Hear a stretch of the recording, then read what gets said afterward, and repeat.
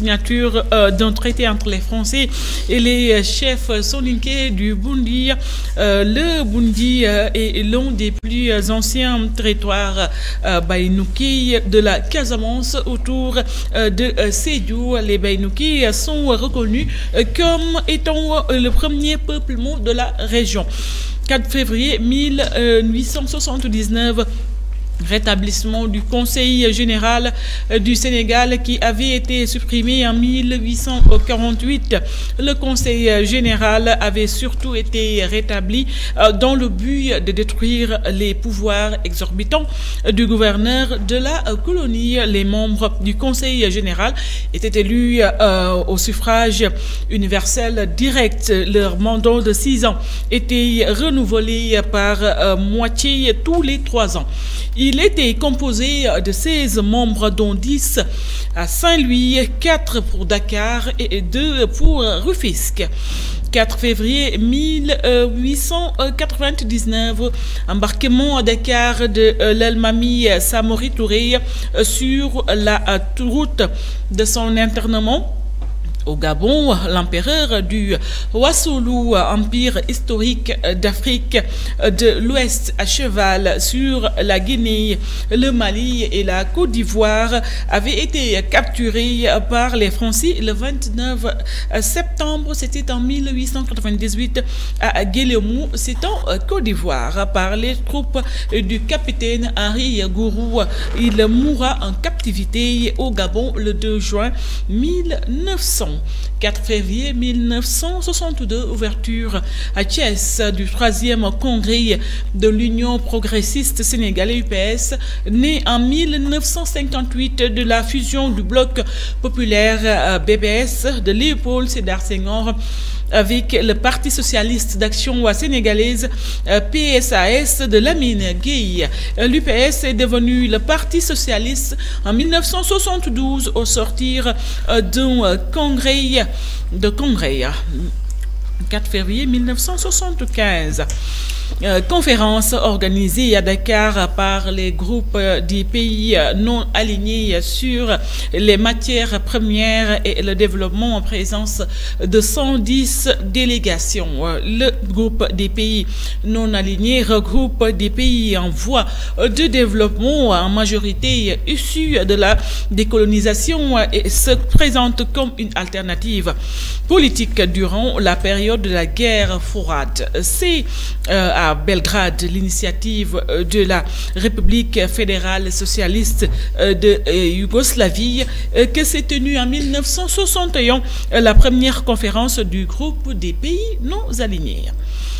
4 février 1980, décès à Dakar à l'âge de 52 ans de l'écrivain guinéen Camara Laye, auteur du classique de littérature africaine francophone intitulé L'enfant noir, publié en 1953.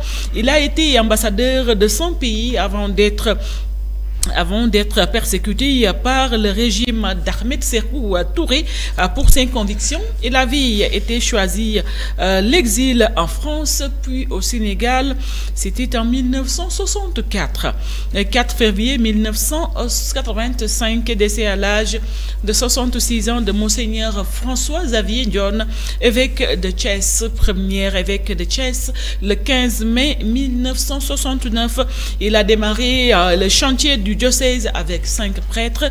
Il s'agit de l'abbé Louis Thomas Mendy, André Sen, Alphonse John, Jean-Baptiste Faye et Prosper John.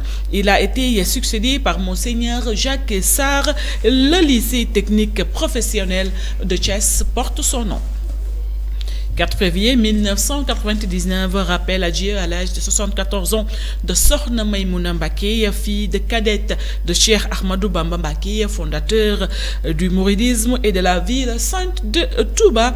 Quand son père quittait ce bon monde, elle n'avait que 2 ans, mais elle fut vite récupérée par son aîné Serigne Moustapha Mbacké, le premier khalife de Cheikh Ahmadou Bamba Mbacké, qui s'assurera de son éducation. Sokhna Maïmouna Mbacké avait fait de la célébration du Laylatul Qadr un sacerdoce. 4 février 2016, à Abuja, au Nigeria, le député Moustapha Cissé Lo est élu premier président Parlement de la Communauté économique des États de l'Afrique de l'Ouest, CEDEAO. Il a exercé 2 mandats à la tête de l'institution 2016 et 2020.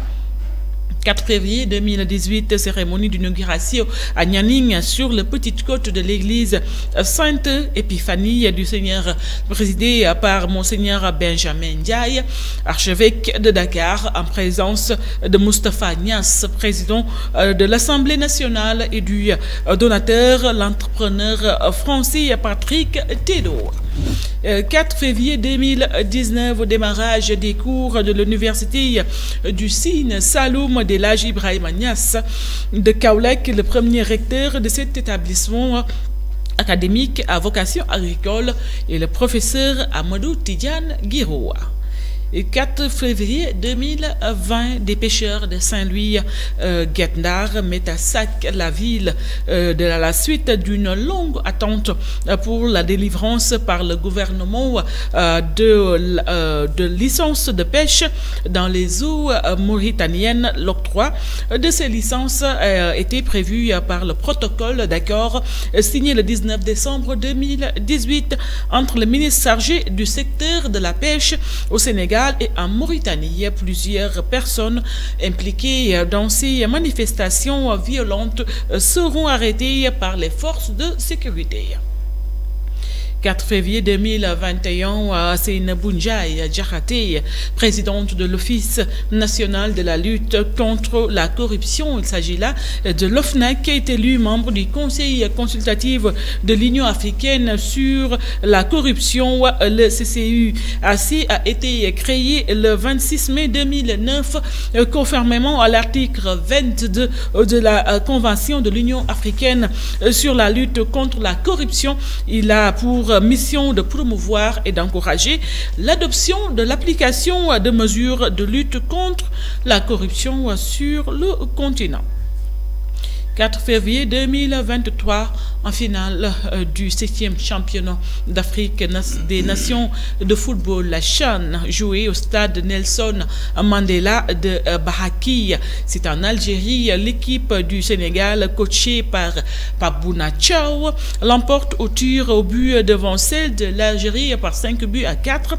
Après un match nul, 0 but partout au terme du temps réglementaire. Au moment de jouer ce match, arbitré par le Gabonais Pierre Gislan Acho, le Sénégal est champion en titre de la Coupe d'Afrique des Nations Football CAN, de la Coupe d'Afrique